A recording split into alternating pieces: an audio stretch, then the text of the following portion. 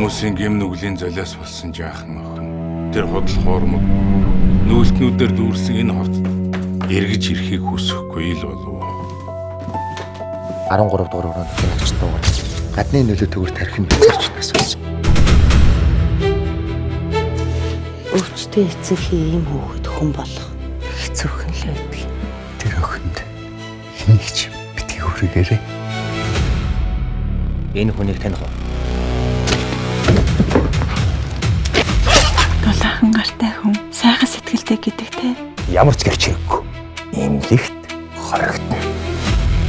Зурагтаар өөрийн зарлагыг хараад цуцсан байгаа үз. Өнөөдөр нэгэнд цуглацгаас ганц нэг ажил яа.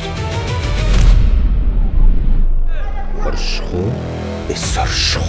Дугаар нь энэ бүрэн зэвсгий яриад байгаа үнэн үү? Харин таны хэрэг хүлээх чадваргүй гэж нотолсон хүн дахин хоёр аллага үлдчихгээд оргон зэлсэн байх багталтаа тул тань руу хамгийн нөрөнд ирлээ л дээ. Та юу гэж бодож байна? Чи эндээс гарч чадахгүй.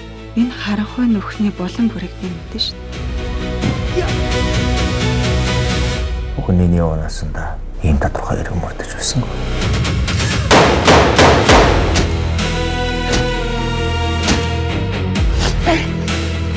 Чи бит хоёр найзууд байгаагүй. Гэхдээ тайсан байгаагүй. Их суртахууны хичээлийг чи биш би заах байлгүй. Хадaan тантай ямар нэг байдлаар холбогдсон уу?